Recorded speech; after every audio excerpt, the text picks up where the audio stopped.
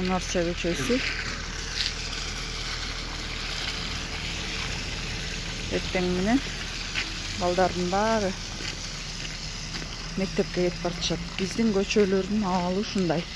Жайында канализацияны оңдогондон кийинки биздин көчөлөрдүн состояниясы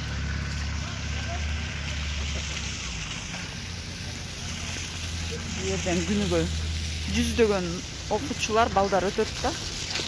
Карасаңыздар. Соцобъектибиз единственный Арча-Бешик. Өйдөк Арча-Бешик боюнча 93-чү мектеп. Эми жок дегенде ушул мектептин айлана тегерегин асфальттап берип койсо болбойбу?